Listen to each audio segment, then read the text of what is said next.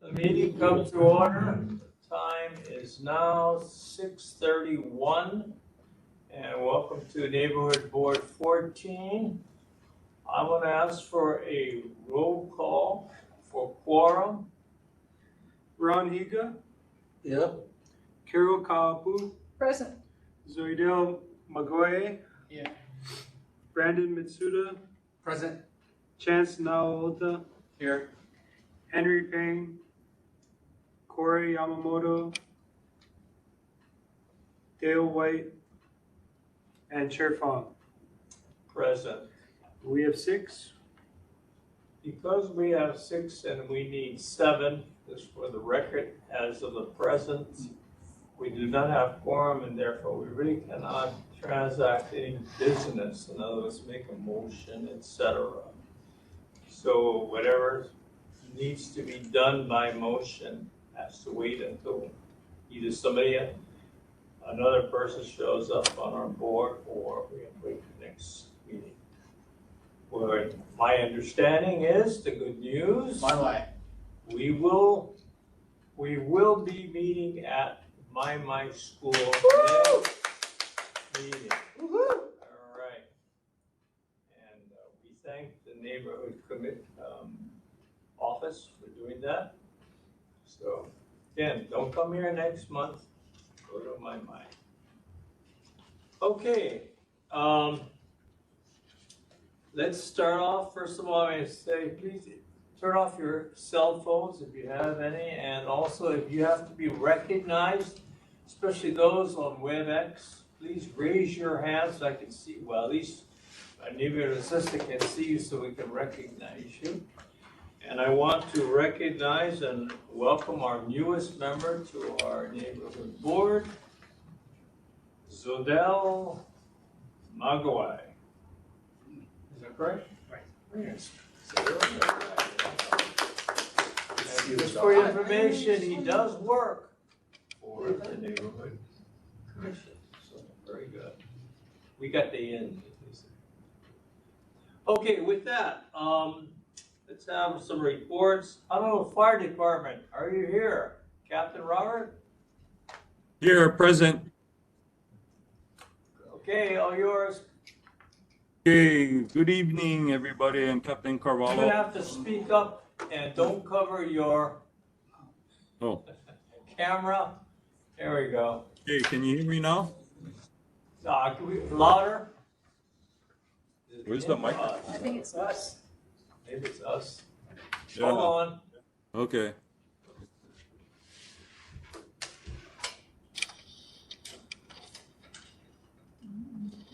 No audio back here. Questions again for us? I have it turned up all the way. Can you hear me my now? Irish is a little bit ago it was quiet too. I'm not sure if it was just both then or I don't know.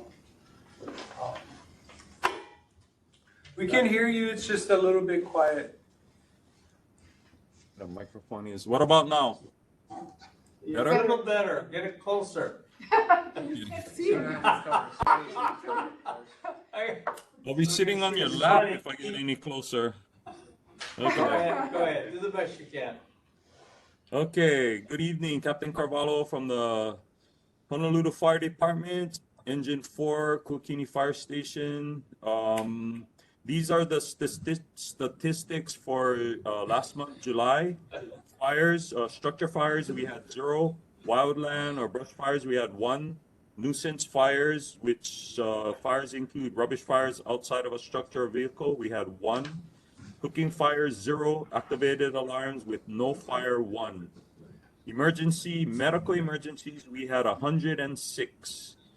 No motor vehicle collisions involving pedestrians. We had 5 motor vehicle collisions, no mountain rescues, no ocean rescues, no hazardous materials incidents. Okay, the fire safety tip for the month is fire and fall prevention. Okay, help ensure the safety of our esteemed elders. Implementing fire prevention and preventive practices will promote independence and reduce frequency of injury or death from home fire and falls. Learn more at fire.honolulu.gov/fire and life safety/Kapuna/. Okay. Stay in the kitchen when you are frying and cooking on the stovetop.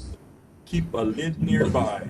If a pan of food catches fire, slide a lid over it and turn off the burner. Remember, the stovetop and the oven are not to be used for storage. Okay, next, ensure working smoke alarms are installed properly. Bed shaker and strobe alarms are available for visually impaired occupants. Plan your escape from fire based on your abilities. Keep your exit routes clear. Ensure windows and doors open easily and practice your escape plan. When the alarm sounds, get out and stay outside. Call 911 from your safe meeting place using a mobile phone. If you're unable to evacuate, shelter in place. Stay near a window and call 911. Okay. Exercise regularly to build strength and improve coordination and balance. Ask a doctor about appropriate physical exercise. Be aware of your surroundings, including uneven surfaces. Take your time when getting out of a chair or bed. Stand and get your balance before you begin to walk. Keep walking areas, pathways, and stairs well lit and clear of tripping hazards. Wear sturdy, well-fitting footwear and utilize handrails. Review your medications with your doctor. Keep an updated list of medications, medical directive, and emergency contacts posted on your refrigerator. Okay, and that is it for the safety tips of the month. Are there any questions? Any questions from the board? Any questions from the public? If not, Captain, thank you very much. No, you're welcome. Thank you. Okay. Next, Honolulu Police Department. Hope we can hear you better. HPD, Can you hear me? you gotta speak louder or I don't know what think- it is. Yeah, it got to be your guys' mic because I could hear the captain pretty good. So, not sure. Wait, It's- is it us then? It's us. Yes, Yeah. it's us.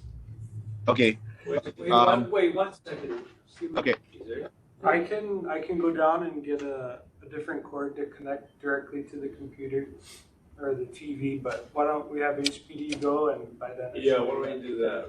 We'll do the best we can. Thank you. Lieutenant Keone Hong. I'm gonna let you give your report, Lieutenant. We're gonna try and get another cord because we're having a hard time hearing all of our government officials. But so you have to talk really loud, Okay. like you're talking to your wife. Okay. I might off the camera and put it by my mouth like I'm talking on a phone call. Well, Hi, this is Lieutenant Keone Hong representing District yeah, 5. that's good. Liliha. That's good. All right. Regarding the statistics for July 2023, burglaries, we had 6 compared to 5. Motor vehicle thefts, there were 22 compared to 6. A little bit of an increase, but a bunch of them were mopeds that we looked up.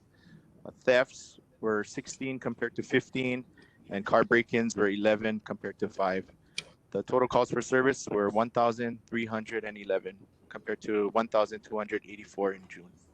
I was looking at the previous meeting. I didn't attend, but I don't think there were any follow-ups that we had to do. So if there are any new questions for this week, let me know and I'm available to answer. Oh. Yeah. Any questions from the board? Any questions from the public? If not, Lieutenant, thank you very much. All right, thank you. Thank you. Iris, maybe we can do better. Let's see. Hi, good evening. I don't have a video Oh, to shut no, off we though. still got- Is it you loud? gotta- Yeah, you gotta either talk louder or I don't know what. We're trying to get a new cable. So do the best you Okay, can how- with screaming. Okay, sorry for you on the web that can hear me loudly. for Board of Water. Can you hear me? Yes. It's okay. So just reporting in July, there were 3 main breaks in neighborhood Board 14. The first was on the 3rd of July near 646 Wiley Street. The second was on July 19th near 1932 Calakai Street. And the third one was on the 25th of July near 1025 Malua Drive. So I just do the main break report and the general announcement. I need to swipe to it. Okay, is general announcement. We just want to say disaster preparedness. It's summertime, which means it's officially hurricane season through November 30th. Being prepared and having an emergency kit available for your household is essential. Residents should store at least 1 gallon of water per person per day for at least 14 days. So don't forget about your pets also. And during an emergency, stay tuned to media reports and subscribe to the city's hnl.info. This is a great way to receive information bulletins by the Board of Water Supply and other emergency agencies. So go to our boardofwatersupply.com website to learn more about disaster preparedness. And that's all. Okay. Any questions from the board? Any questions from the public? If not, Iris, thank you very much. Thank you. See you at my. And by the way, are you gonna join us at My next month? Yeah, I'm hoping to. There we go. She's hoping to. Oh, good. Yes. Good. Let's see your Okay. smiling face. All right, Thanks. in person. Bye-bye. Thanks, Okay, Iris. thanks. All right, item number 3, filling a vacancy. Since we do not have a quorum, unfortunately, we cannot act upon that issue. Item number 4, election of officers, same, no quorum. We're missing a treasurer, so we'll hold that item up for the next meeting. Any resident concerns?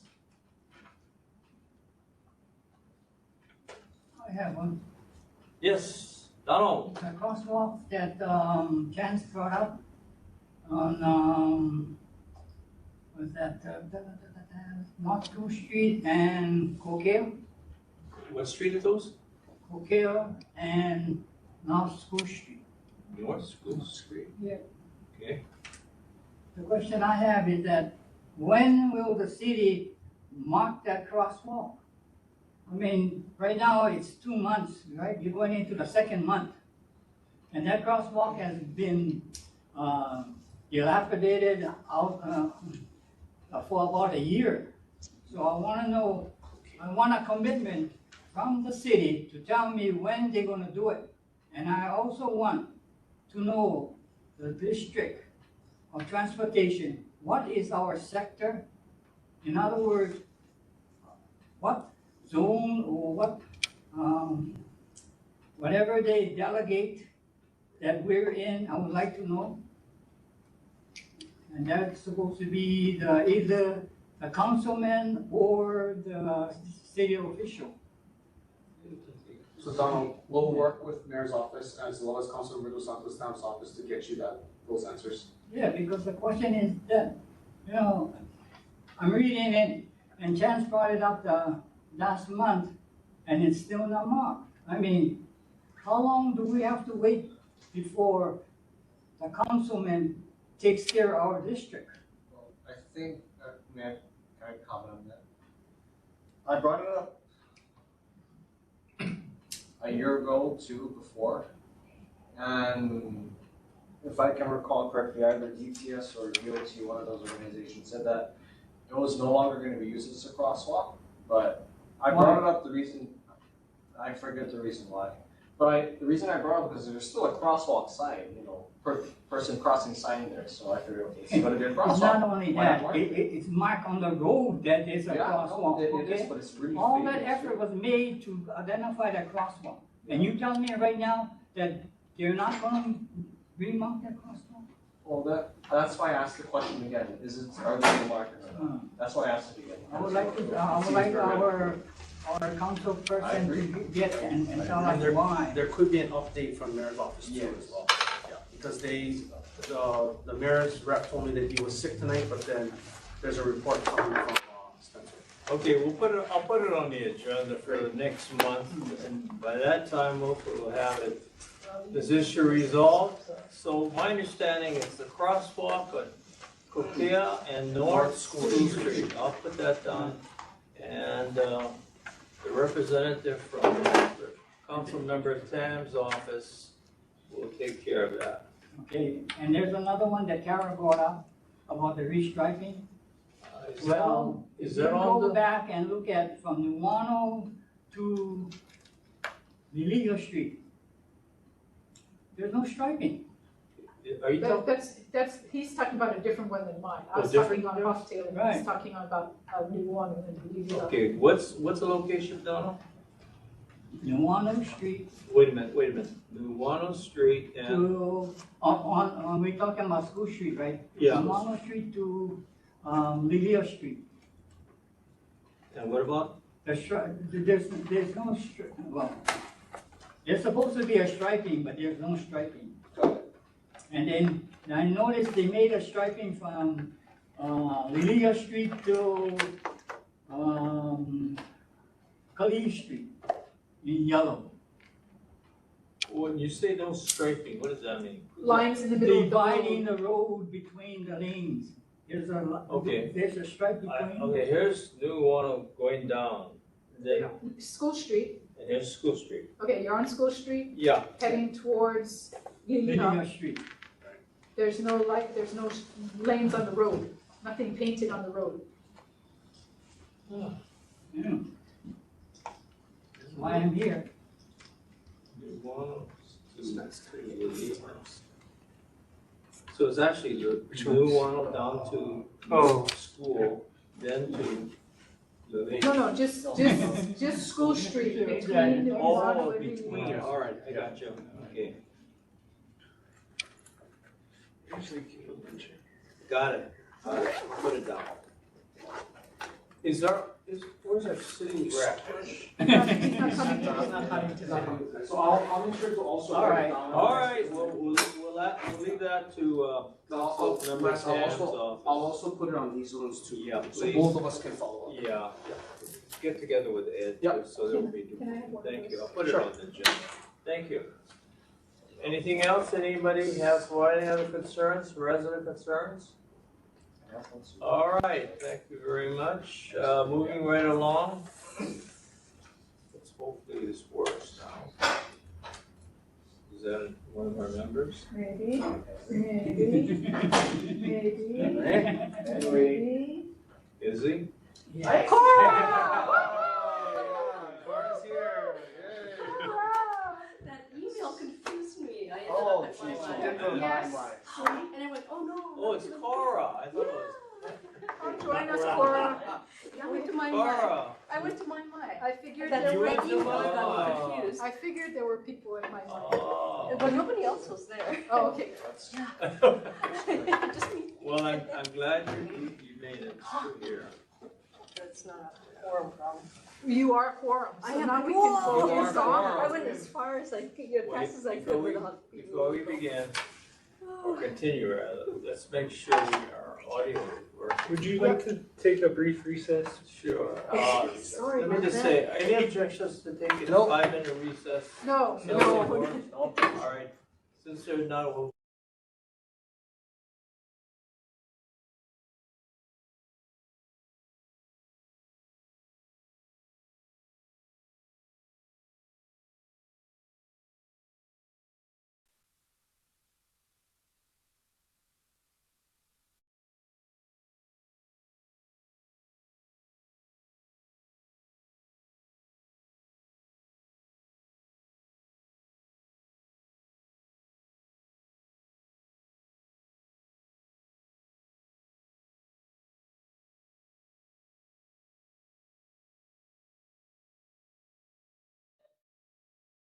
Can you hear?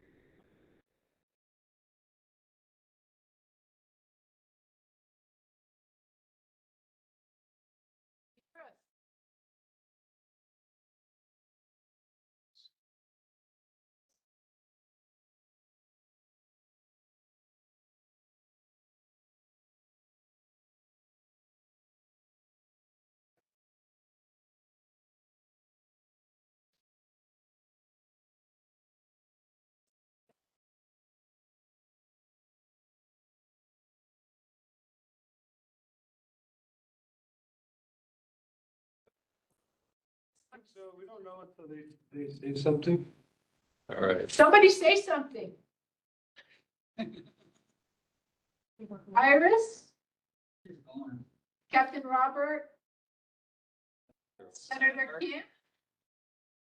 All right, let's resume the meeting and let's see if it works. If not, we will take another recess. Oh, I'm here. Sorry. Oh, Can you hear me now? I walked away. Sorry. How is that? Yeah, we can hear you. Loud and clear. Yes. Yeah. okay, let's. Is that better? Loud and clear. Testing. 1, 2, 3. Thank Got it, you. got it, got it, got it. All right. Thank you, thank you. Unless there are any objections, call the meeting back to order. We're gonna go back to, item number 3, the filling of vacancies. We have a vacancy in sub-district 1, 4, 5, and 2 in sub-district 3.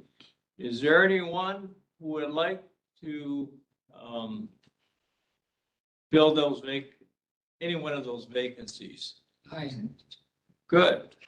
And your name, sir? Arnold Nita. All right, Mr. Nita, any other individuals who'd like to fill one of the vacancies? Okay, if not, I'll entertain a motion to elect Donald Nita as the representative from Sub-District 3. Chair, I so moved that Donald Nika would be a representative from Sub-District 3. Is there a second? I second the nomination. Before I ask for a roll call vote, I'd like to ask Mr. Nita. Mr. Nita, Yes. would you come and tell us, why do you want to come back and to join us? All right. After how many years now? It's only been 2. Well, the reason I came back is that I noticed in the neighborhood report that our district has not been so-called represented. You know, I say all these things about, about road markings, crosswalk, and there's no definition. You know, we've been waiting for maybe a year, and to me, this is unsaid. We have to put the so-called mayor or the city council action to get it done. And I don't want to say, oh, when? No, I want a date. And that's one of the reasons I'm here. And the other reason is that neighbors were asking when I would be coming back to represent them. And at first, my reason for not so-called participating in the neighborhood board, I wanted the younger people to get involved. And I've noticed that the younger people are not stepping up. So I guess us older people got to step up to the plate.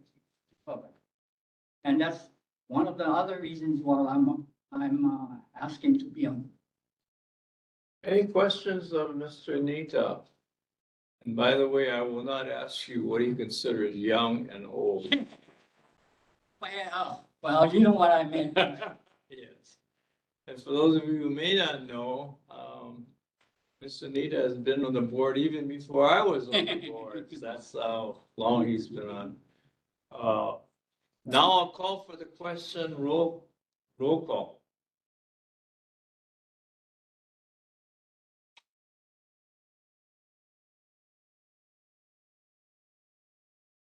Thanks.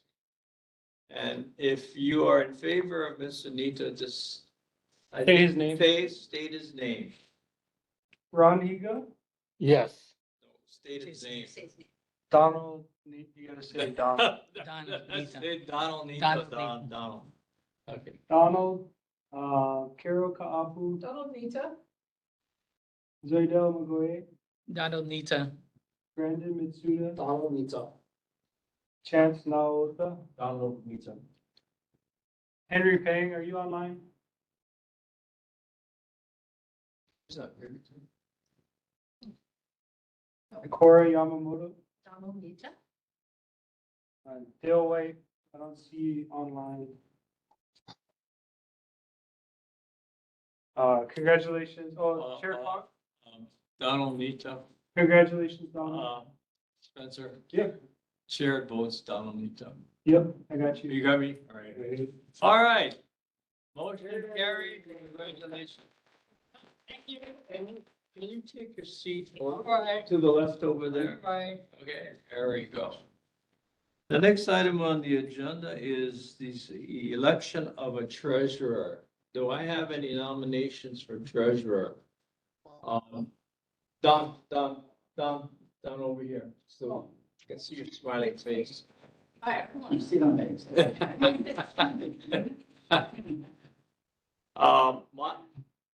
I was informed by,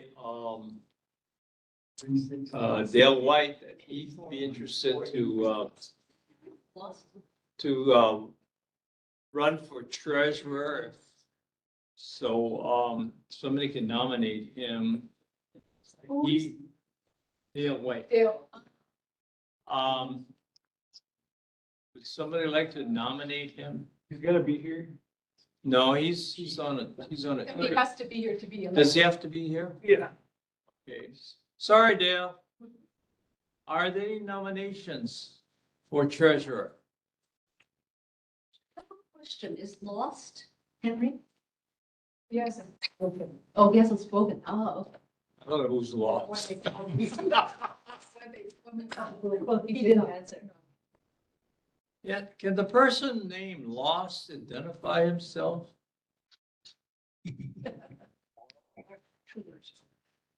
Guess he's lost. Anybody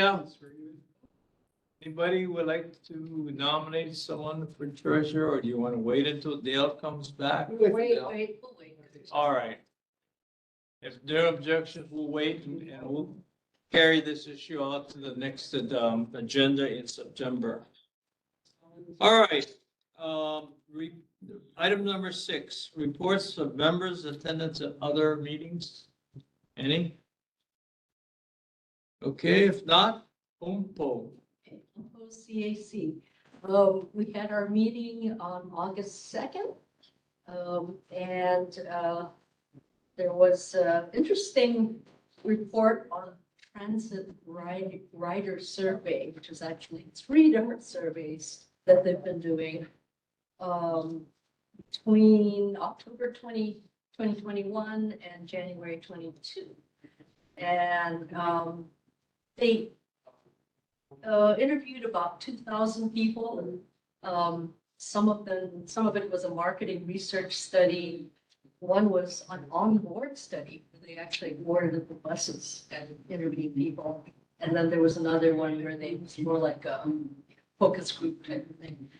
And interesting results. A lot of it you would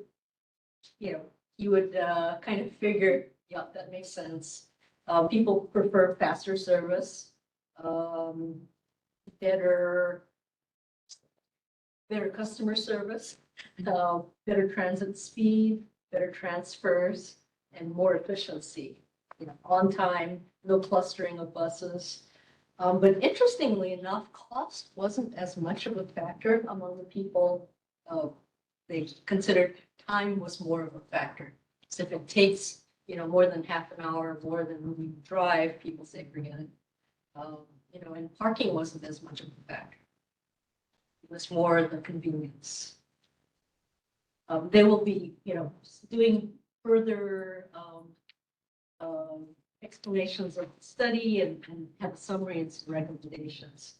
So that was the most interesting part. And there's a commuter challenge, which is about halfway done through August, trying to get people to, instead of cars, do the intermodal transportation, which is what it's called, bikes, walking, the real skyline. And people, people get points. They have teams and nice prizes. So, Are you part of a team? I know, because I don't commute. If you don't commute, you can't get many points. So if you're just doing errands, it's hard. But, yeah. Any questions? I have a question. What does the city plan to do? I guess it was a little disappointing when it was free at the beginning. It was like, what, I forgot, 8,000 something. Yeah, well, people. And then when the next day, when you had to pay, it was only about 1,000 or 2,000. what does the city plan to do? I mean, Well, they anticipated that, you have people in the beginning, just like me, I wanted to see what it looked like. But it doesn't, it's a shorter segment, it doesn't come all the way to Middle Street, doesn't go to the airport yet. So it's gonna build gradually, kind of big. so they anticipated. Yep. All right. That's- Any other questions from the board? Out of curiosity, how many on the board have ridden the rail? 1, 2, 3, 4, 5. Any comments from you who have ridden it? Beautiful. Beautiful view. Not as smooth as some of my friends got seasick, motion sick. Yeah, the one thing that we caution is anyone who gets motion sickness or seniors, if they're riding it, just to make sure that they're seated, not standing. And if you're standing, you gotta hold on to something, and then it's important that you're looking forward. Try to be as close to the front as possible if you are motion sickness, because rail is going at 50 miles an hour, and it's pretty quick, and there's a lot of like Yeah. curves, so it's not like a straightaway, so that's just a warning. A lot of people aren't used to riding trains. So if you're used to, Right. it's a lot smoother than a lot of Yeah. the ones on the. It's much different from a bus. Yeah. Yeah, Yeah. much different. Any other comments or? I thought the rail was good. Because I would say, for what we expected, I would say it was an excellent ride. Yeah. We saw things that we would have seen on TV. And the things that I'm waiting for it to come to, the study transfer station. Mhm. I'm gonna wait a couple more years, Yeah. but, I think it's worth it. Okay, very good. Yep, no, you're right. Any other? None? No? No. No? Well, it's good to hear. That's good to hear. $50. Waited that long? I waited that long. I waited since Fosse's administration. That was 1970. Oh my God, I'm that old, right? But I'm glad that, as I said before, it's working before I die. That's great. Now I asked the mayor at one of the town meetings, when will it get to the University of Hawaii? Because I teach there. I mean, that's to me, go all the way from Kapolei, because I have students from Kapolei going up to, university, but I guess that may not be in my lifetime. Lost has his hand. Any comments from the public? Lost, you haven't, can you identify yourself, Lost? I mean, hello? Check the quality control. I'm sorry. Check the quality control of the rail system. You can see the reason why we have the irregularities of the oceans. You stay at the front of one of the,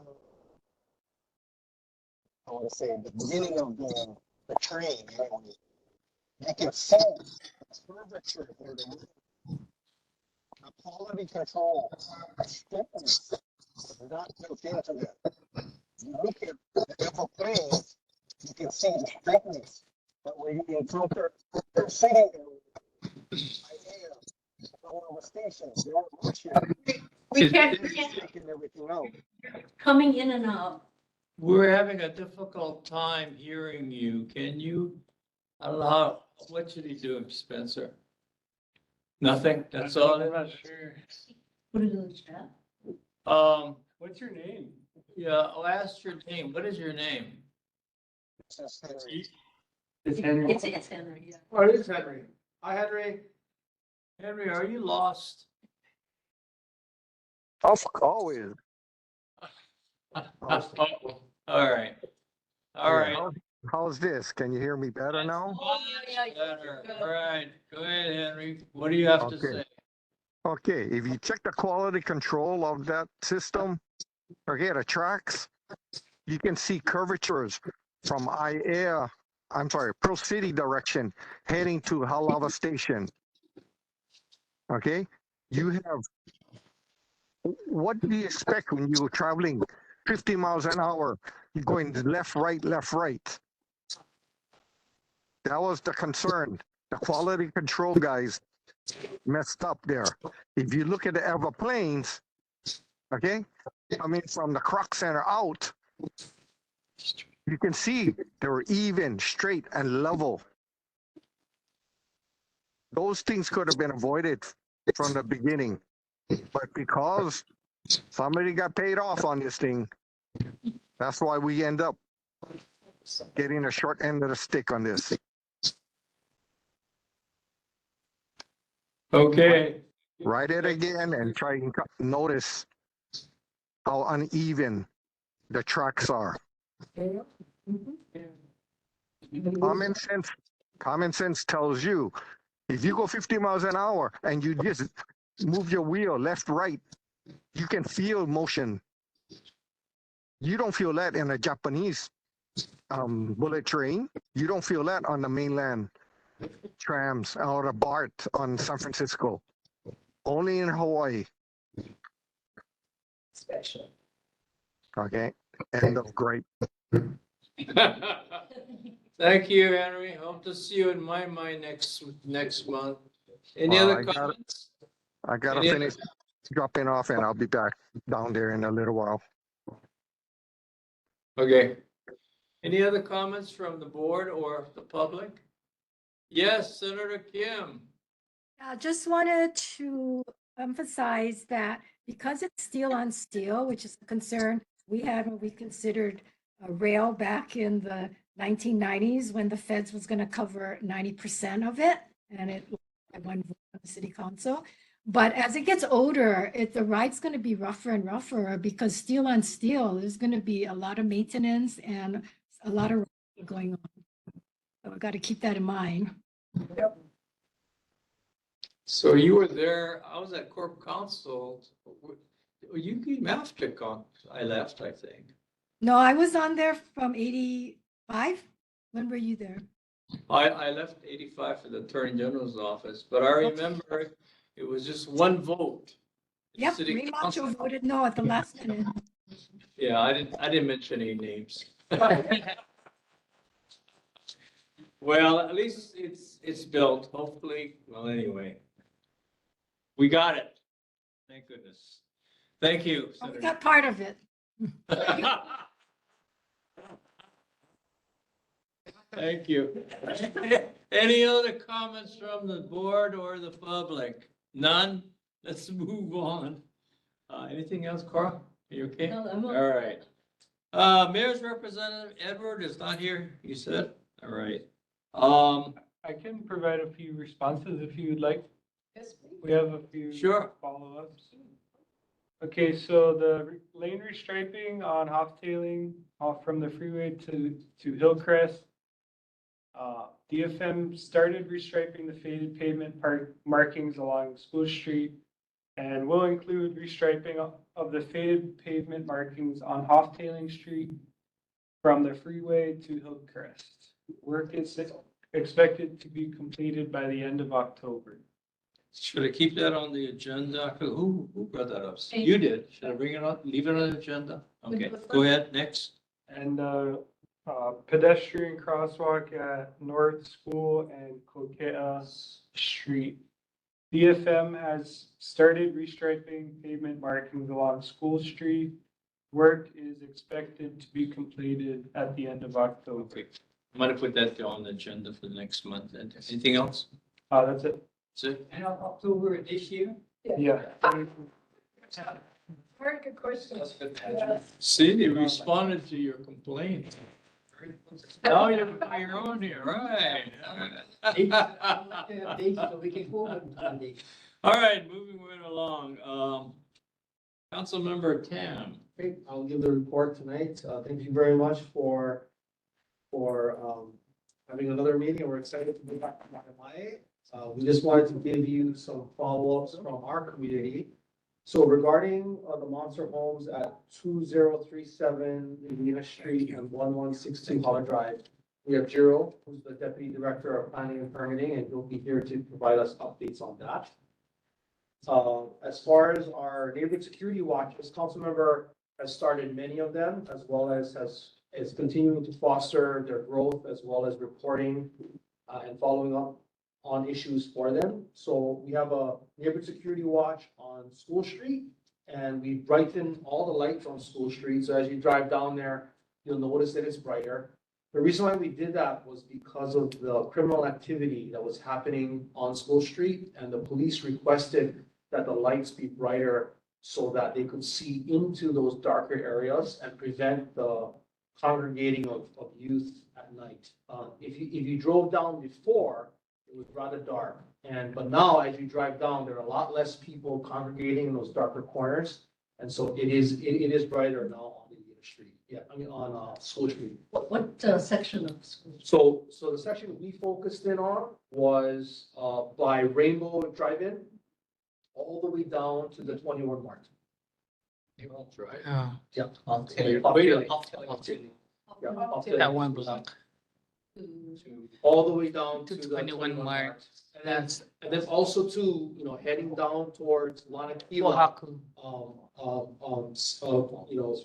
a multipurpose senior center, because there's so many seniors that are crossing those streets. So Yeah. if you drive down that road, going all the way down now, it's a lot brighter. Okay. Yep. Good.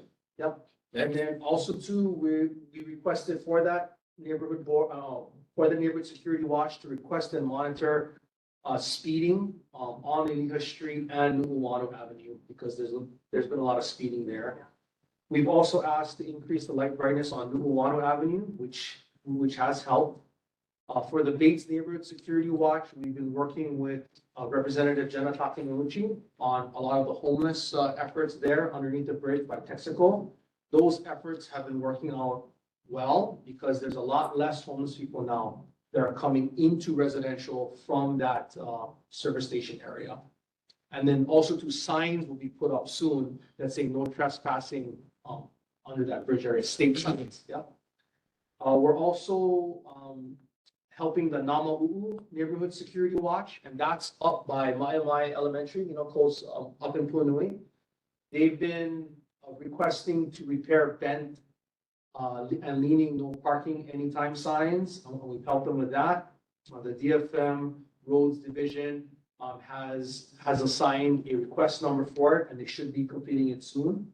We've also requested a no parking from here to corner sign on the Makai side of Pahili and Nama'u'u.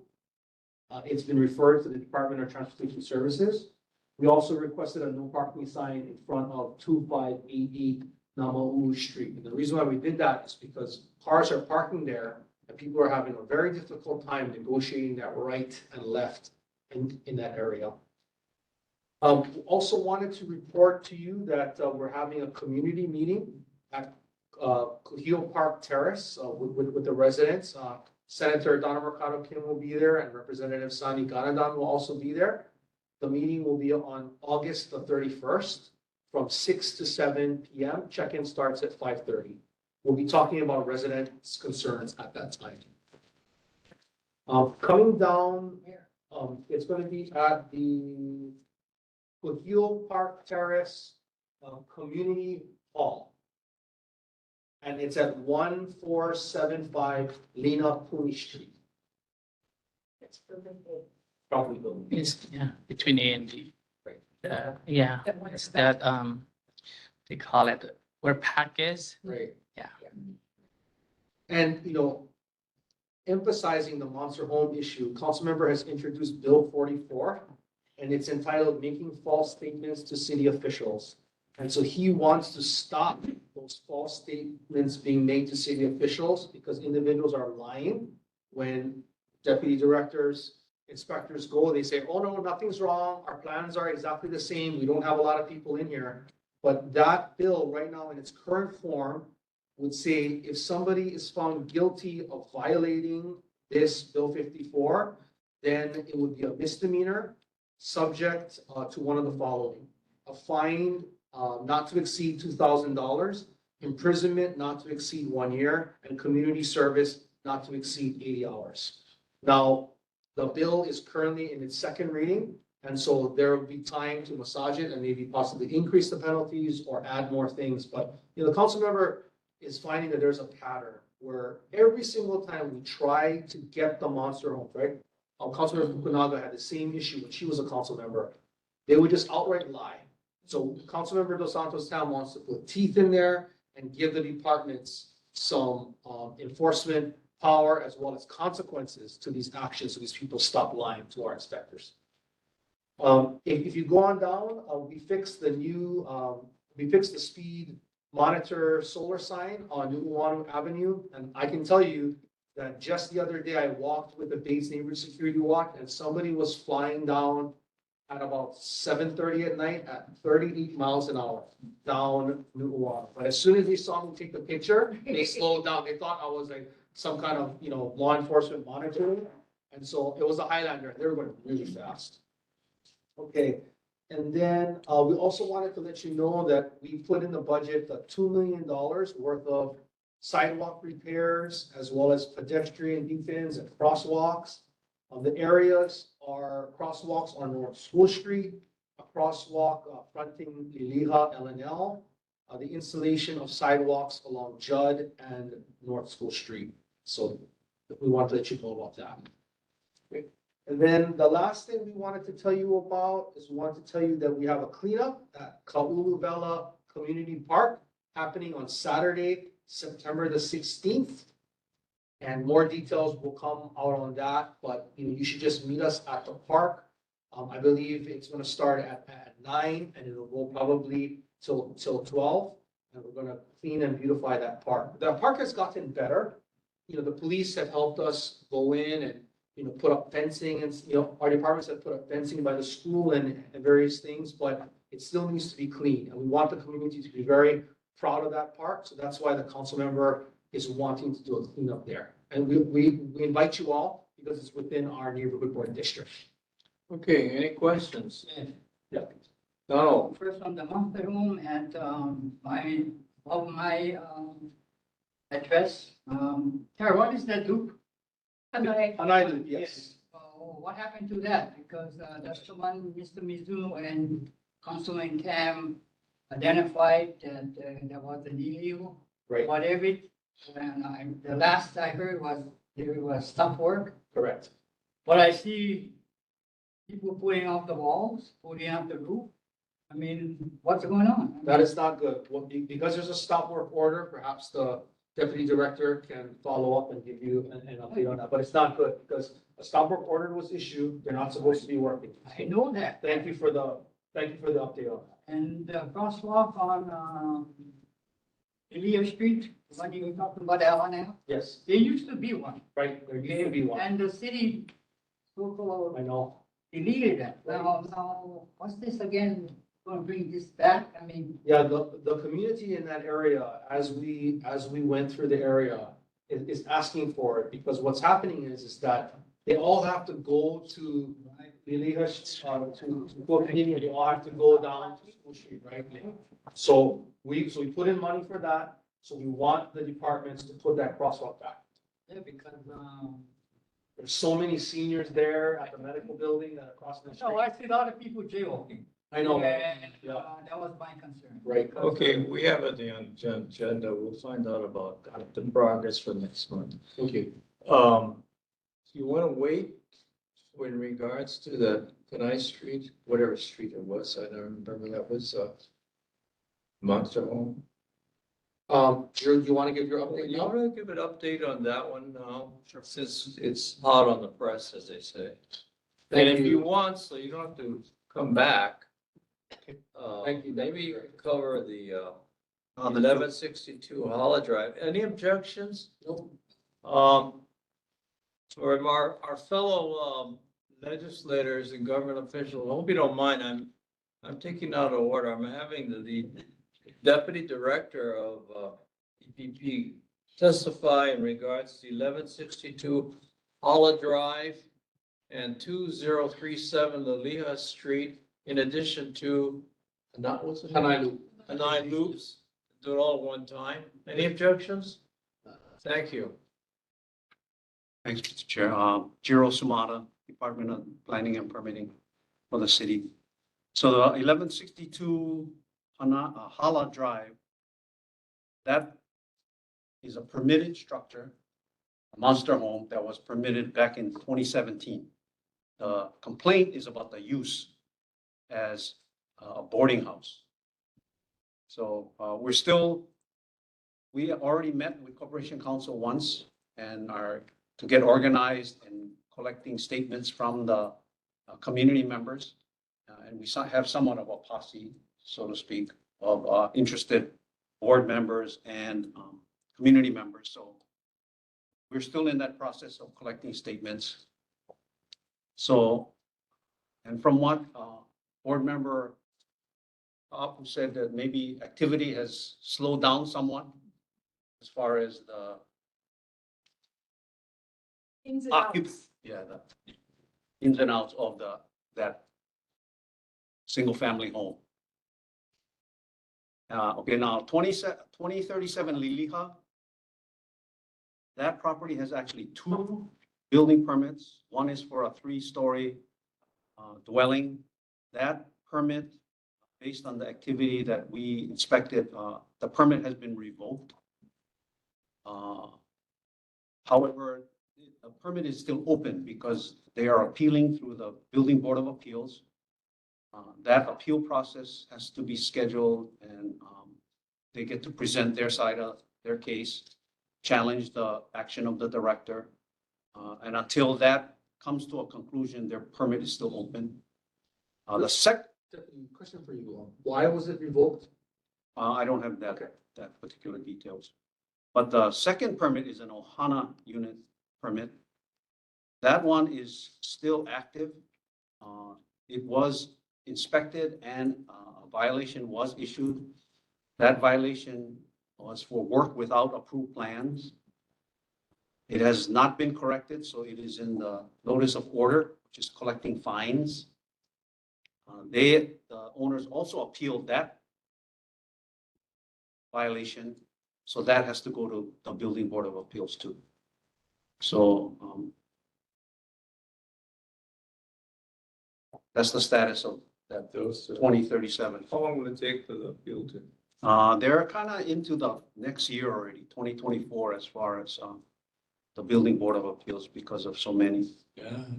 I noticed that within the last 2 or 3 weeks, no work is being done. There's no vehicles there or nothing. It's empty. Well, it just so happens, I have a friend that is at St. Francis. And on 2 occasions I went to visit, and I actually did see activity. Oh, you did? Okay. It was on a Sunday. Okay. So I just, on the way back, I took a picture and then I Great. referred it to our staff, and they went out to do inspections. Let's go on to Donald's. So Hanai, what's the name? what's the street address? Address is. Hanai, Hanai? Hanai Loop. No, I see. Go on the 22. I thought we took care of that one. The stop work order was issued, but then they're saying now that there 32? is work that's being. 32. 1532. Okay. Okay, I want to ask if we can come back and tell us about that.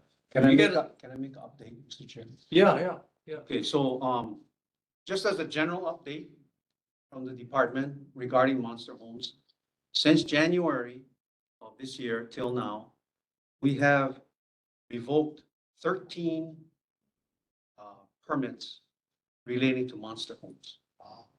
And we actually have one more that is kind of pending. So the director is taking she actually is investigating these herself. Because it's a significant action that we're taking to revoke the permit, where some of these are actually under construction, and then now they have to stop. Right. So, and actually 1532 Hanai Loop is one of them that was revoked. So many of the ones, because the action is severe, they appeal through the Building Board of Appeals, which is their right to do that. And that's one of the reasons why the cases are getting backed up and it's into scheduling for next year, as far as 2024 to be heard. In the meantime, stop work order probably is issued on all these permits that are revoked. So if Mr. Nita has witnessed some construction activity recently, I'll refer that to our staff to inspect. My question is that, you know, when you vote the permit, Yes, does the inspector take a picture yes, to the item? yes. But if that's the case, right, the inspector goes back and look at it again, and he see work had been done. What's the process then? Well, Chair, may I answer that? Yeah, sure. So the inspection is recorded as far as at the time the notice of violation is issued. They do periodically go back and check to make sure it's not continuing. So they probably have missed the activity that you observed. But thank you for the reporting it. We'll send it back to the inspectors and they'll send an inspector out in the near future. And they will compare pictures of the before and after of the second inspection. So, There is additional opportunities for violations to be invoked. When there are repeat offenses, the daily fine goes up significantly. And then it still starts tracking because they need to correct the violation. In the case of a revocation, again, the permit is still open. The owner has the opportunity to withdraw the permit and then like totally, stop that activity. But it's up to the owner, the property owner that was cited, what they want to do. So it has to we have to give them due process that. so if you have a stop order, they violate the order, which was issued by whom? The department? Yes. Which is an administrative order, doesn't have the teeth of a court. And they're gonna appeal, and then they go back and they do work, but you can give them another stop order, then what? No, yes. And we increase the fine, the daily fine. It varies based on the offense and the type of note of violation. But it can become very significant, actually. It might start out at $50 a day. But we have some that are like 250. It keeps going up, escalating until they finally recognize that. Well, so it's not over until, and this is an administrative appeal. What's the next step if you lose on the administrative appeal? My understanding is you go to court. It's gonna drag on. Yes. So don't hold your breath, guys. I used to work for the city. It ain't over until the court says no, and the appeal goes, there's no way to go any further than appeal. So my question is, if they do the violation, okay, you said they, they pay the fine or they get fined. My question is, does the city request them to tear down what they put up? They can't do that. Why They not? can't request. Is that right? I'm not a legal expert. I cannot answer that. Never mind. However, from what we've been discussing in relation to that bill that Brandon was talking about, the ability to actually tear down somebody's house that was built illegally is very unlikely. No, I'm not saying tear down. I'm saying that when the stop order was done, say you just had the structure, but now they add the walls and all that. Because he pays the fine, okay, but he still has his wall. So Okay, so my question is that, does the city expect the builder to tear down the wall because it was in violation of the stop work order? sure, I can answer that. Yeah, please. So a notice of violation is issued for a very specific thing that was wrong with what the contractor was doing. In addition to if they gave false information regarding, how it was authorized and all that stuff. So if the corrective action is to remove part of the house, if it was too big, or move a wall or remove a bathroom, or whatever the criteria was, the violation was based on, they have a chance to correct that. Yeah, so that it's basically up to them how they want to remedy the situation.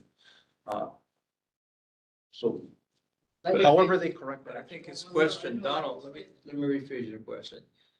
Yes, we know we are in violation, but the hell with you. We're not gonna do anything. So what happens now? They don't do anything. What's the penalty?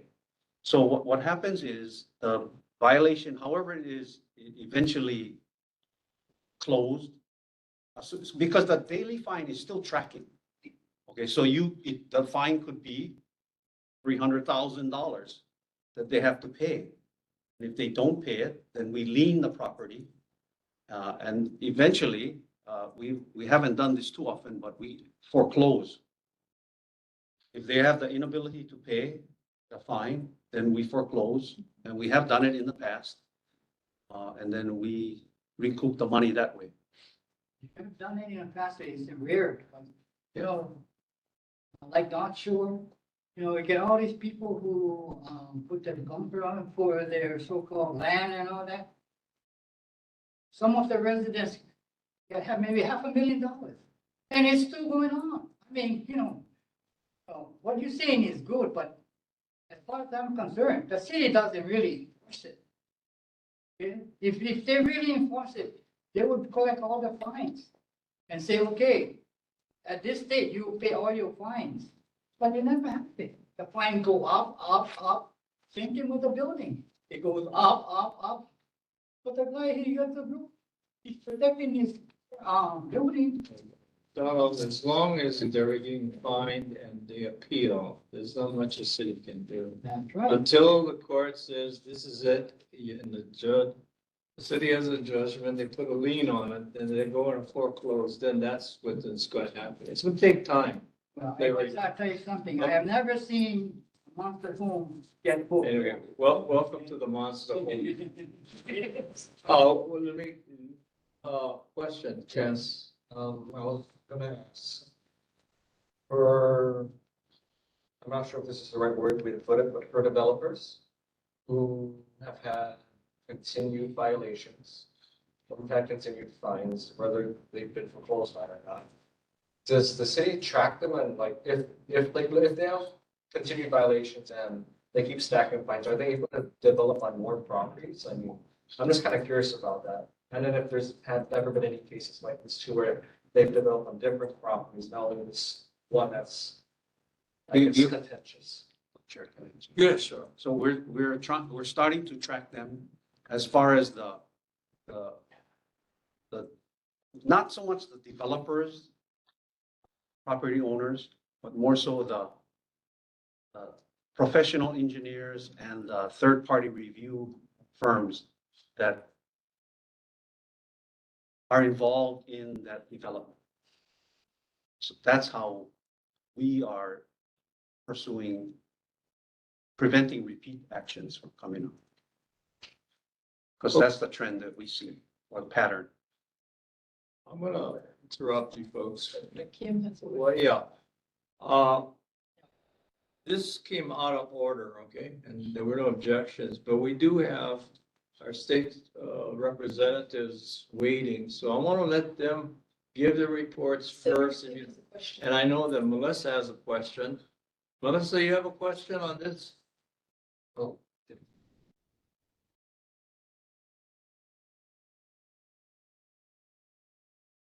I actually didn't, I mean, I just wanted to mahalo DPP, you know, for the work that they've been doing to get the permits processed, because I know we had some challenges getting some of we were stuck in one of the issues that they were having end of last year, but it seems to have resolved itself. So we appreciate all the hard work that DPP has done.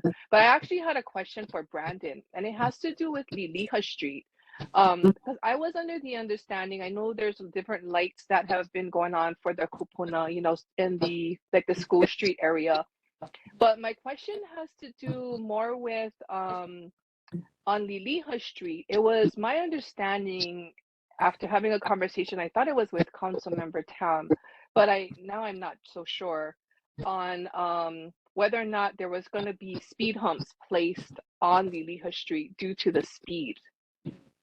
Hope not. So for Liliha Street, what we've been doing is we have been having speed enforcement on that street, speed monitoring by our police officers. And there has been a suggestion to put speed humps by St. Francis Hospital, because I know that there's been a lot of speeding over there. But I know that that was our discussion on that. Speed humps going down Liliha past St. Francis, like after Judd. I don't think that that's been talked about because people are just traveling down there at 25 miles an hour, right? They're not really slowing down. But we can put that request in though, if you want it in. Well, it's not so much that. I mean, I don't know what the likelihood, because the other thing is the bus, because the bus stops right in front of St. Francis, and so across the street from St. Francis and on the St. Francis side, and so that was a concern too, because the crosswalks are right there, Right. and you have to walk across one and then walk across St. Francis in front to get to the bus stop opposite the street, and so that was just my concern on whether or not there was going to be anything done. As again, I had heard that there may be some thoughts about the speed hump, so I just was inquiring if that was even on the table. There's been talks to have the speed humps in front of St. Francis. I can tell you that residents and constituents have wanted that. And so we can put that request in again in front of St. Francis. Because that is a problem area. Yeah. Okay, Okay. Thank you. you're welcome. Thank you, Melissa. If there are no objections, do you have any more questions about Monster Homes and any of these three different addresses in DPP? I'm gonna ask to hold off until we have our state representatives give the report. They've been very patient. Trying to ask a question. I'm sorry? Senator Kim is trying to ask a question. Oh, she was, Senator Kim, did you have a question or are you ready to give your report? I had a question. Oh, well, no, go ahead. I didn't see your hand being raised. Sorry. Senator- Just wanted to ask if it's true that even though that the fines are accumulating and it gets up to a high number, that at some point in the negotiations, the violators get a lot less of what the fines are, whether it's through the courts or whether it's through the appeal process, then the city just cuts the fines and the developers then know that, and so they don't pay attention to what the fines are. So That's- is Is that a evidence- statement? Senator, is that a statement or a question? question of that evidence that who has actually paid the full amount of fines? It's, okay, you want to answer that now? Yeah, you'll answer that now. So Senator, before this administration, the common practice was to negotiate a lesser fine. Right. However, this administration is pursuing the approach of collecting 100% of the fine. There are major properties with large amounts. I don't know how many we have actually collected the entire amount, but right now, the strategy is that we will not reduce the fines like previous administrations did. Well, that's good to hear. But I know the courts many times will reduce it too, so. So, well, we'll let them do it, but as far as how we're pursuing it, we're going after the whole amount. That's good. Thank you. Thank you. Any other questions? Okay, I'm gonna move on and then I'm gonna go back to the item of the Monster Homes so that our state representatives can give the report, don't they? They've been waiting very patiently. Senator Rhodes? Hi, everyone. I'm Elijah Ebert, just reporting for Senator Rhodes here. And I just have Okay, a short report for everybody. Can you guys hear me all right? Yes. All right. So there's just 3 items. The first is that red light safety program. He wants everyone to know that if you just type in Hawaii red light safety program on Google, you can actually see a list of all of the places that those red light cameras have been set up. and how many citations they've issued since they went online. It also says when they went online. So I just put the link to that in the chat. And he wants everyone to be aware of the last week, the Department of Health reported 1,008 new COVID cases with a 7-day average of 128 cases and 5 deaths. COVID-19 remains a top 10 cause of death in this country and has claimed the lives of many more than 1.1 million Americans. I still strongly encourage you to get your shots and boosters. And then Senator Rhodes also wants everybody to know that you can always call our office at 586-6130 with questions, or email him at senroads@capital.hawaii.gov. And I'm putting that information in the chat as well. All right, that is all. Any questions from the board? Yes. Senator Rhodes is still chairman of the judicial board. Judiciary. Yeah. Yes, ma'am. Okay, the question I have is that before the police department, when they give citation, they would receive the so-called fines. Is that part of the, I mean, was the state responsible to cut that out and now it goes to the general fund? So you're asking where the citations, like the money that's collected from the citations, go? Right now it goes to the general fund. My question is, before it used to go to the police department. But someone, I don't know if it was the state or state and county, that changed the rule. And now it goes to the general fund. I think we should put it back to the police department. Because I think they'll be more proactive. Because all these things about the red light stop and all that, you know, before we never had that. Because they were getting so-called a ticket. And that red light, it's only a citation. It's not a moving violation. And to me, that's a moving violation. But you pay the fine and that's it. If it's a moving violation, you go to court. You pay $25 and you go to court. And if you're found guilty, your insurance company is going to be very happy. Because to me, this thing about just paying a fine, that's why so many people are doing it. They're still doing it. I go to the YMCA in Nuanu on the Poly Highway, on Vineyard. There are people still running red lights. You know, the question is, hey, they're gonna pay the fine, big deal, okay. The question is that, hey, I think we should get the police department involved and make them more proactive. Because before, when I was growing up and I was a teenager, we never used to do anything that way because we knew that the police department gonna slap us with the, you know, with the ticket and all that. But now it's so simple. So Run the Don, red light, pay the fine. Don, I hate to interrupt. So you're asking him if that we should have the fines go to the general fund or go back to the Go HPD? back to the police department. Right now, it goes to the general fund. Can you just ask the senator about that issue and come back to us with the answer? Can it be done? Absolutely, I can do that. If it can be done, fine. If it cannot be done, it should not be done, why not? I can comment on that. Okay. Yes, Senator. Okay, so you're right.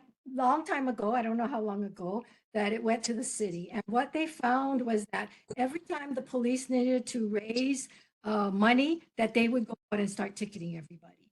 And the whole thing was that they shouldn't be able to be in control of where the money goes because it encourages them to make quotas and to collect money. And at that point, and I don't know when it was, but it's been for like a decade, that the money goes to the state. And so this, and I know the cities has many times tried to get part of those funding. Now, the fact that they do get cited for running a red light, prior to that, even though if it goes back to the police, there's just not enough police and not enough people out there to be able to catch people in the act of running a red light. So not only do they not get a fine, they don't get any tickets because you don't have a cop standing at the corner 24/7 catching people red light. So there's no law that we can have 24/7 enforcement. Same as speeding, unless they get caught. And I see so many violations. I always wonder, when is the police going to be, around? But they're never around when the violations happen. I have seen police cars that see violation and they don't go after them. And for your information, we were talking about the 60s, 70s. Okay, at that time, you didn't have people running red lights. You didn't have people speeding. We young kids, we used to get this exhibition of speed. We burn rubber, the cops right there. And speeding, cops right there. And they don't have to have a calibrated gun. It's the determination of the police officer. What he witnessed that's the determination. I don't hate to interrupt you. Yeah, but that was a different time. I mean, things have changed, Speeds have changed, lights have changed. Excuse me a second. She answered your question about having the funds go to the state Yeah. rather than, okay. Thank you, Senator Kim. You're welcome. Yeah. Okay, let's move on. Any other questions of Senator Rhodes? Rep? Okay, thank you. Say hello to Senator Rhodes. Senator Kim, all yours. Thank you. I have submitted our community report. I believe the chair has gotten it. And, if you don't get the reports, and I know because it's virtual and it's also in person, that if you will send my office an email, then when we send it out to the chair, we can also send you a copy of the report. Also, If you can do that, it'd be very helpful, because when I get it, then I send it out, and I got yours and Senator Rhodes, like late in the afternoon, then I send it to them. And it's pretty tough for them unless they huddle around their email. right. Well, we try to get it to you 24 hours before. So we actually got it to you on Friday, I think, because I made sure my staff try to get it early. But we can send it out as well. And I can also add your name. So if there's any kinds of updates on Red Hill, stuff like that, we can also send out information. So Give us my address in the chat box, sendkim@capital.hawaii.gov. You want to give us a briefing on items A and B in regards to unfinished business? I think it's called Chicken and Parrots and Red Hill. Yes, I will get to that. Just also want to say that during this interim period, we are going to take action on 4 judicial appointments, and also let you know that I am in the office, even though this is interim. You can always find myself or my staff in the office if you have issues or questions. As far as the DOT, DOT plans to visit each neighborhood board meeting, including Aleva, and they will be giving updates on the effectiveness of the red light camera project. And they had planned to be at this meeting. However, my understanding is because of what's happening on Maui, they weren't able to be here, but they are planning to visit every single neighborhood board. Let's see, night work will begin on the Pali Highway resurfacing project on August 20th for May. And DOT has a hotline number. If you have any questions regarding the projects, you can call 945-1111.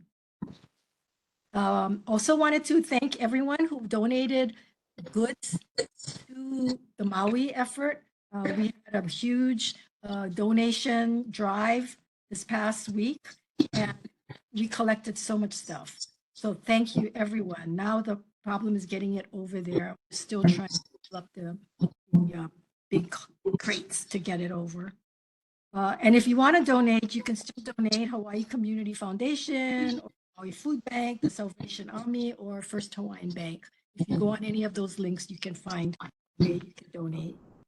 As far as the Red Hill issue, the new EPA Red Hill groundwater results mapping app, you can view it in the new groundwater results application at epa.gov/redhill/groundwater-results-application. I have put that address in the chat for anyone who needs that. Also, there is a summary of the community input from the July 27 Community Representation Initiative, the CRI meeting that the EPA has posted. And I put that link in the chat for anyone who needs that information. And let's see, the feral chickens, we did pass concurrent resolution 92. And I have been, and my office have been prodding the departments to get together to get this working group. So finally, we will be meeting this week, August 17th, to discuss solutions to capture the feral chickens and roosters, including free traps to the public, also feral pigs. And we have reached out to the city because feral chickens and roosters are purview of the counties. So we have representative from the counties. We've invited Representative Tam's office as well to be part of this working group. Part of it, we need the funds. The legislature put in $5 million. My understanding is the governor vetoed that amount, but he said he would be putting in the money, DLNR. So we're hoping that we're going to have the funds so that we can run this program. Let's see. And that's it. So is there anything else I missed? Let's see. No right turn on School Street, Leaky. Is that issue finished? Oh, it's getting worse. No, it's not. And that's what the DOT was going to come there to discuss. And they will be coming to the neighborhood board. Well, I'll leave it on the agenda then. Yes, please. Thank you. Any questions from the board? Who? What? Henry. Where's Henry? He's right behind you. Henry, what are you doing back there? Come on, Henry. Come on, Henry. We can't sit over here. My question is, public highway construction, which is great. There's a lot of joints nowadays that the way they've been paving things, which is fine. I mean, I understand resources and timeframes that they have to work with. But can they spend more time at the joints? Because deviations at the joints, you can feel that through your vehicle. Did you get that Is there question? a standard that's out there that they have to meet? Wait. I'm sure there's standards they have to meet. What they are, I don't know that answer. And hopefully, again, when DOT. My question also is, are they enforced? I'm sorry? Are they being enforced, those standards? Well, they have to, in order to qualify for any kind of funding from the federal government, they have to meet all the requirements. So those are standards that have to be met. Now, again, I can't test whether or not they're following it, but they're supposed to be following. And those are questions that should be brought up to DOT when they do come before you. Now, I feel that they've spent way too much time on this project and it's been delayed and delayed and delayed, and we're not happy about it. So that's another thing we keep after DOT. They keep moving the date of when it's going to be completed. It was supposed to be completed months ago, and then they said in September. Now they're saying it's December. So it's very frustrating. Yes, it is. But I mean, okay. If they can at least follow up anyway on the standards that they're supposed to meet. Because Yes, I will have them that question to them, and hopefully they'll be at the board meeting in the next one, and they can, then you can ask them questions regarding that as well. Yeah, they're gonna be here, so they can answer your question. I have a question. Yes. On that red light, you said it's Leaky and School? Yes. Well, it's Halili Street and School. Then Leaky does not pass that intersection with the It's both Kaliki and Leaky. no. The sign on the billboard says Khalid Street. It does not say /Leaky. Come on. Let's let when you talk about location, be precise. And it is all three jurisdictions. no. Okay, guys, that's okay. We got it. Chair. Yes. So, Senator, I just got from Department of Transportation, H3 is going to be closed completely both directions. I think it's on the 26th. Leaky is closed, going Kaneohe bound every night this week and next week. Holly is going to be closed sometime the week after. Can they be sure to coordinate those so that all three are not closed at the same time, or any two? Because when last time they closed H3, Licky was jammed, crazy jammed. And it was very, very, the neighborhood was overflowing in all directions. You could not go anywhere.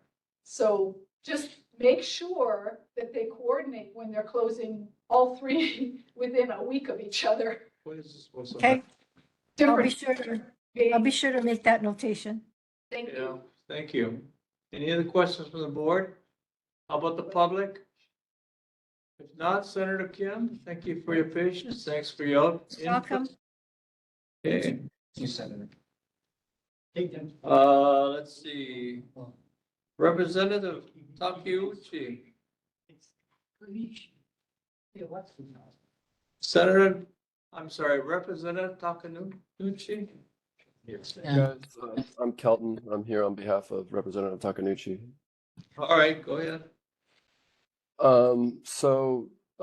Yeah, my boss just wanted me to share with you guys, firstly, that August is Library Advocacy Month in Hawaii. The Hawaii State Public Library System is encouraging everyone to stop by your local library to check out a book. For this board, it would be Liliha Public Library. She also wants me to let you guys know that they're starting a new pilot program called Hawaii Digital Navigators. This program helps to aid community members navigate technology and teach practical skills so you can use the internet with confidence. If you have a tech question, please give their hotline a call. They are also providing in-person help at 5 select libraries on Oahu. And I will post that information to the chat for you guys to take advantage of. Second, we have Lawmakers Listen coming up on August 29th at Kawananokoa Middle School in the cafeteria. Check-in starts at 5:30 and it will start at 6 p.m. Some of the representative's colleagues will be joining her to help answer questions about the issues you are most worried about. Fellow legislators, Speaker of the House Scott Saiki, Majority Leader Nakamura, the Chair of the Housing Committee, Rep Hashimoto, and Chair of the Health and Homeless Committee, Della Abalati. We hope you'll be able to join us there. Next, she also wanted me to highlight the Department of Land and Natural Resources Rapid Response Hotline for marine debris removal, which is now available, which includes abandoned fishing nets and fishing lines. Beachgoers are encouraged to immediately report hazardous nets and marine debris to the hotline or their website. And I'll post that information in the chat as well. And then with regards to some of the ongoing issues, Liliuokalani Botanical Garden, the homeless encampments, we don't have updates on the sweeps, but we have been in coordination with them and we'll provide an update next month if we receive one. And then also on the rose ring parakeets and the feral chickens, we don't have any further updates on this topic other than the rep will be introducing new bills in 2024 to address the funding that the senator mentioned. So, any questions? Any questions from the board? Yes, Chance. Is there a number for the hotline for a deal? Yes. Yep, I was gonna post it to the chat here right now. Let me go ahead and do that. Yeah, well, it's hard for us to get a chat here. Why don't you just give it to us orally? Thank you. Oh, okay, so it's 833-4-DANETS, DANETS, and the actual number is 833-432-6387. One more Got it. time, One more time? the actual number. 833. Yep, 833-432-6387.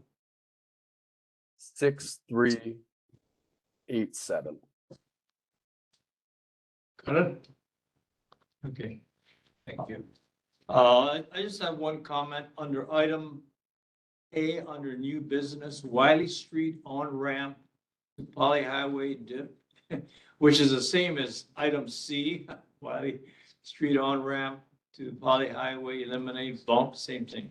I don't know if the representative had anything to do with that, because we had a representative from the governor's office, and I mentioned at the last meeting, and it has been corrected, so if you, if the good representative had anything to do with it, tell her thank you very much. I don't know if our governor's rep will be here, but I wanted to thank him too. It's been corrected. There's no bump there. They eliminated that. So thank you very much. Any other questions? Any comments for Representative Takanuchi? Okay, any from the public? If not, thank you. Moving right along. Representative Mizuno's office.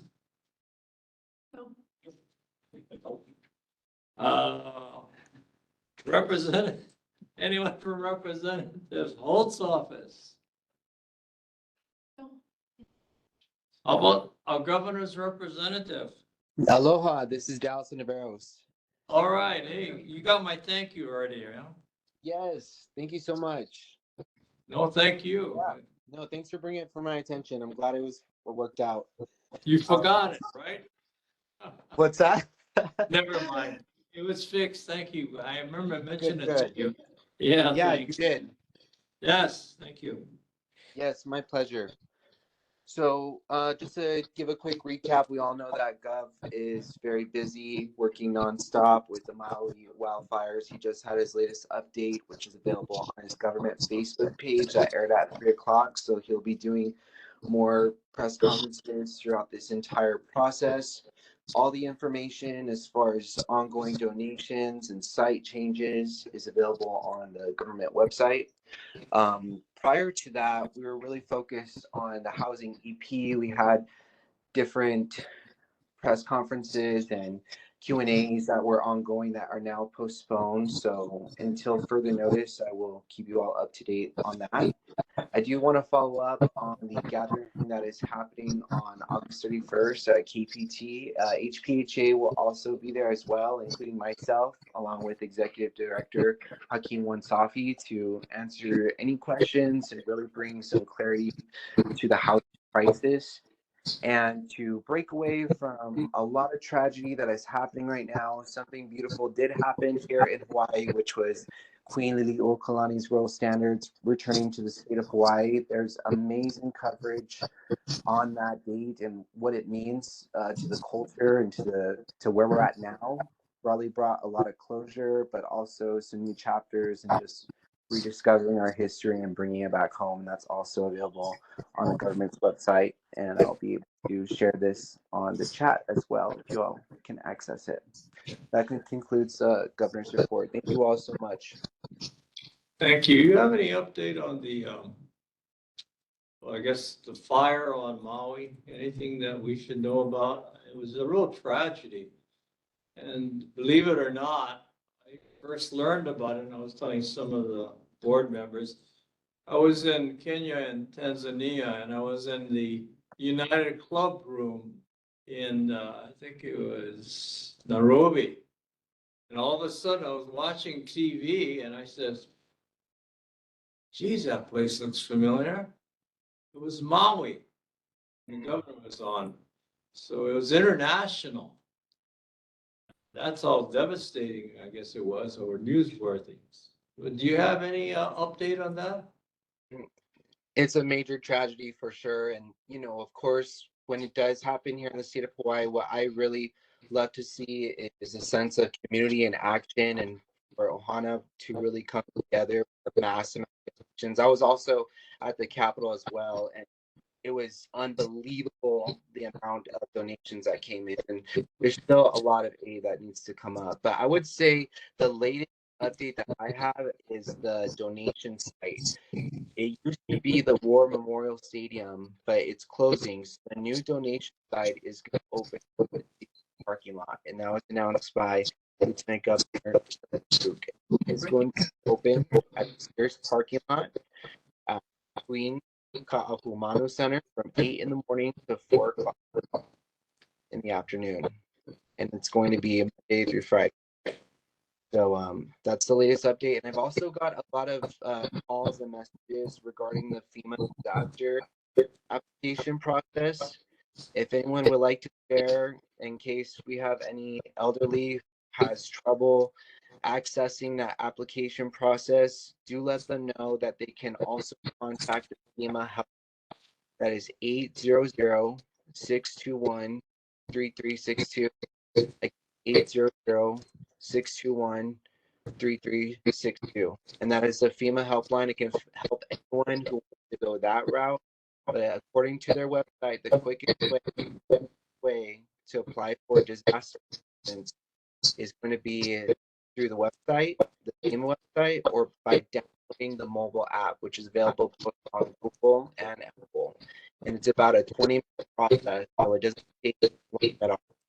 So they also have volunteers at the help at the shelter that can help anyone out who has any questions. And I know, I believe there's going to be some Wi-Fi at the shelters as well, so they'll be able to do this application online in case they're having trouble with their phone. I know text is really just the way to go because still the cellular spots are just coming up right now. So the main focus is just recover and relief. There's still a lot to be done. I think only 25% recovered as far as the dogs and the work that's happening there. So still assisting all the damages, but again, there'll be press conferences on a daily basis. Today was at 9 o'clock in the morning, 8 o'clock in the afternoon. I know Lieutenant Governor Sylvia, she had one at 2 o'clock, around 2 or 2:30. So they're constantly keeping everyone updated, as well as the Maui Police Department. They've been great as well. Just kind of know what's going on in MauiCounty.gov. The great and latest updates too. Did we ever find out, someone said they did find out, what was the cause of the fire? Not determined yet. Undetermined? Yeah, it's still ongoing at this point. Yeah, anyway, thank you. It's nice to see everybody coming together to help out. I mean, every one of my organizations is donating, so. But I don't know if that helps all those who have suffered, but it helps a little, I hope. Any questions, yes, Chance? If you can take this back to the governor's office, but at least to my understanding, we're getting funding from the federal government to aid in this crisis. I'm wondering if there's any assurance that that funding will be put towards the residents of Maui who have been affected and rebuilding their homes. If that's, if there's any assurance to that, or if that's something not on the table that we're tracking. Yeah, absolutely. I can definitely pass that to Gov's comms team, that question. And I know there's a lot of questions regarding FEMA and how the government is really going to work with the residents out there. And it may have been answered in a way through the last press conferences these last few days. And they're available on Gov's Facebook page. They're really interesting to watch. I mean, there's nothing like hearing it from people who are there on ground zero. And I know there's a lot of misinformation on social media as well. So it's causing a lot of confusion and getting a lot of people worked up sometimes. Okay, thank you. Any other questions from the board about the public? If not, thank you very much. The representative from Ed Case's office. Okay. Item number 9, presentations. That has, it's going to be postponed to the next month. I just got an email. I think I sent it to all of you folks. They'll be coming to tell us about a BWS increase.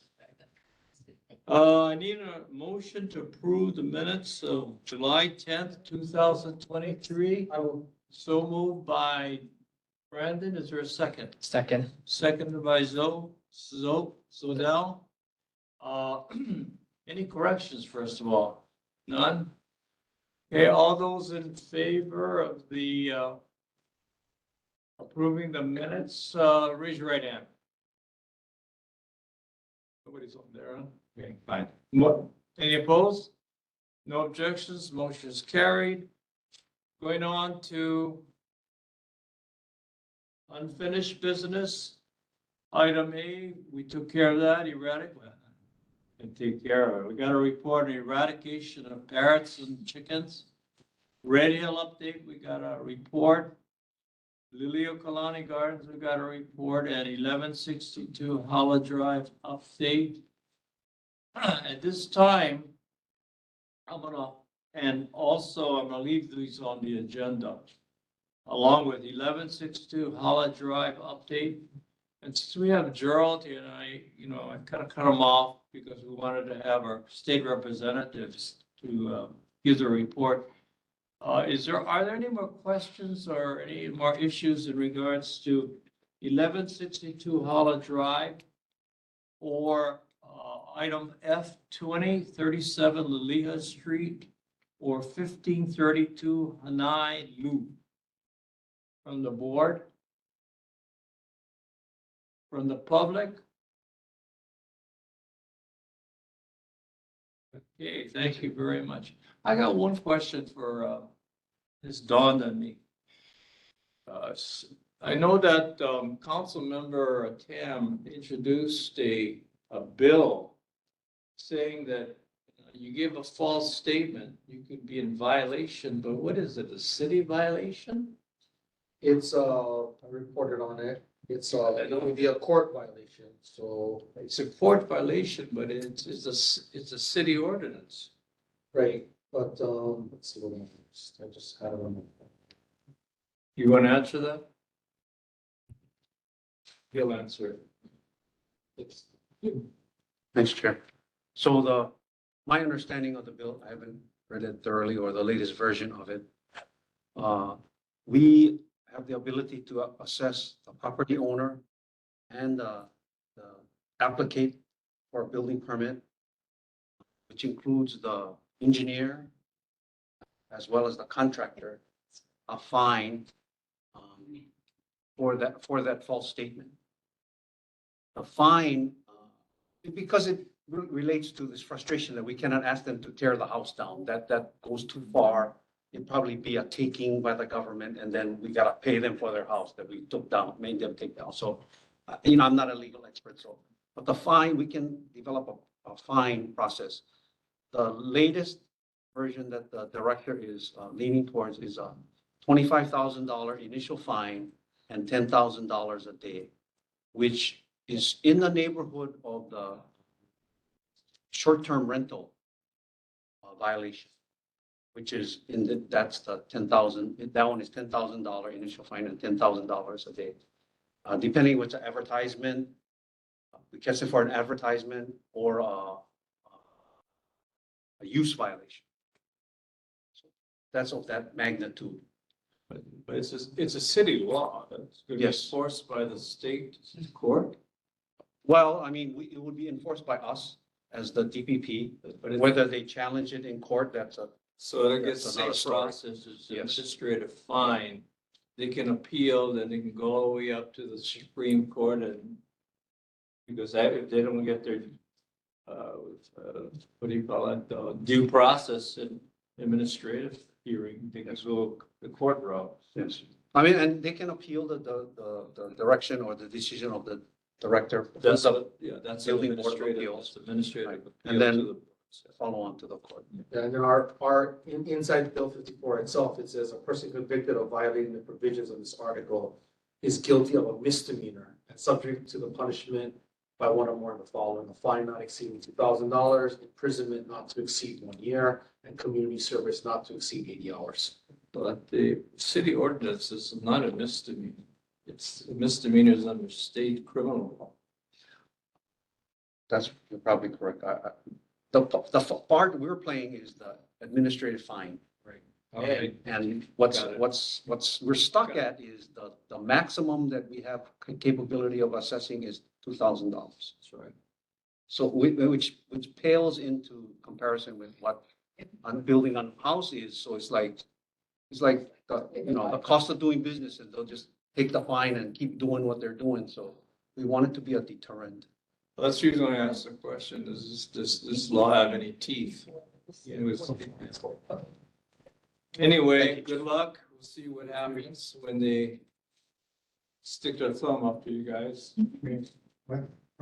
Yes, Henry, back there. For the public, if we think a house is a monster house or whatnot, or are built, could be anything, what can the public do? Yeah, please. Thank you for that question. We encourage you to call our office and report any suspected illegal activity on monster homes or any other type of building permit violations. We receive many complaints, usually from neighbors, because it's right next door, right? And even if we find that they do have a building permit, that's okay too, right? So then the neighbor is, their question is answered, that there is a legal permit for them to proceed with construction, so their neighbor is doing the proper thing. So if you have concerns about illegal construction, just call us and we'll send out inspectors. That's what our inspectors are for. But I was under the impression that they all skirt the system in regards to, you can't find the owner, which is what was happening on Holly Drive, right? Can't find the owner, but they get the owner, and they schedule appointments, work around the system, removing refrigerators, stoves, or something that currently people do that. Sure, can. Also, they're all related, So there's. Things we can script. So Hollow Drive that's a use violation. So the building was already built, and it was built with a proper permit. The problem with the use violations is if the homeowner does not grant us access for allow our inspectors to inspect, then we have no recourse. They have to allow us on the property. However, when we have construction activities, then we have a little more leeway, and then you can actually see it from the road. And if we observe what's happening on the property, go back to our office and check, is there an active permit or not? What type of work is being done? Usually the contractors do allow us on site so we can actually inspect, because they know that that's what our inspectors' jobs are. We've had situations where houses and or major renovations are built without a permit and no one complains, and we don't even know. That's why when you ask that question, how do we report? We encourage you to report it, because that's a good check on us. We are a complaint-driven organization. We do not have enough people to go around searching, construction, let's check it out. No, it's based on complaints. So just because we don't have enough manpower. So if you have a concern, please call us and we'll check it out and we'll get back to you. Okay, Henry? Back to the things. Yes. Okay. Yes.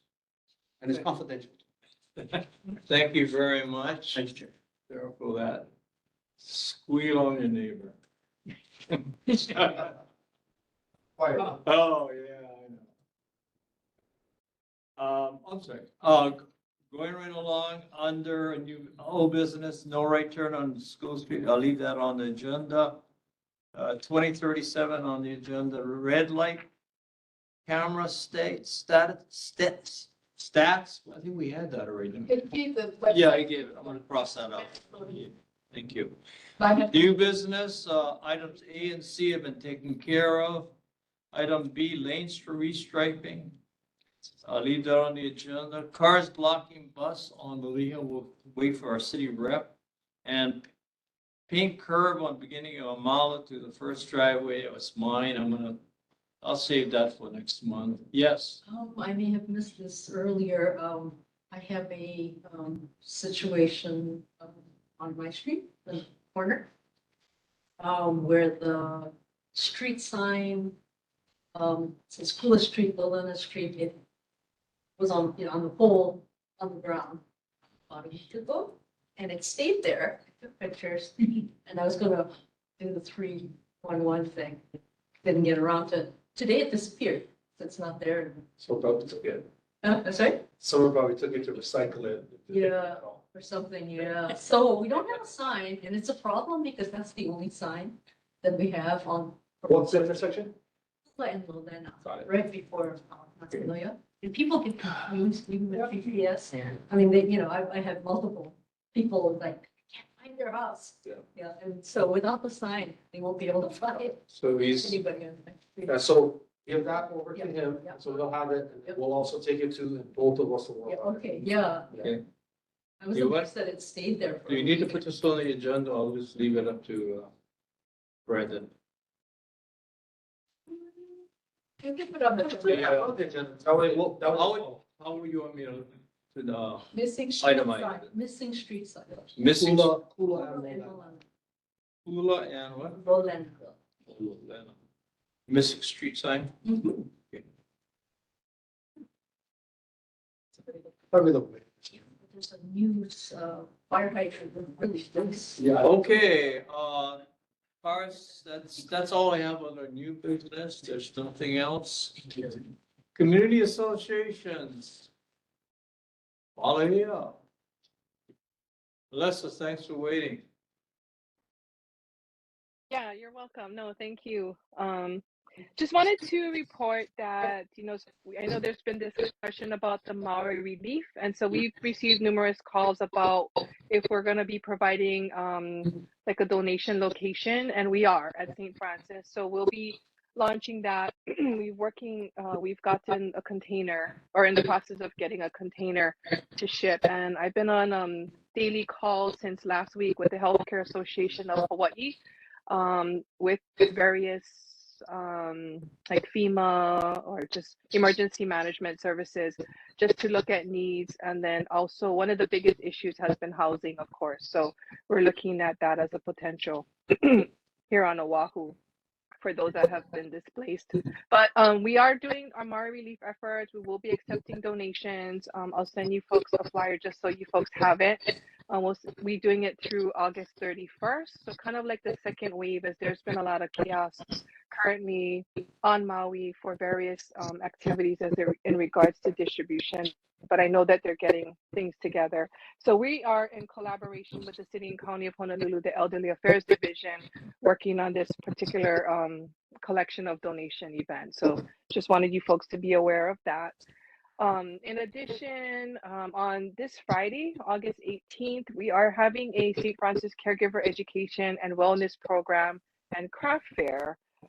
So we'll be having people with, like providing produce or having produce available, as well as educational resources for various things. So just wanted you folks to be aware. And that again is on August 18th on the St. Francis campus in the courtyard from 1 to 5 p.m. And that's it. Thank you. Any questions? Yes. Yes. Melissa, can we have your phone number and email, please? Sure. So my cell phone number, I'll give you my cell phone number. It's 808-291-1433. Got it. And then my email address is mahouga@St.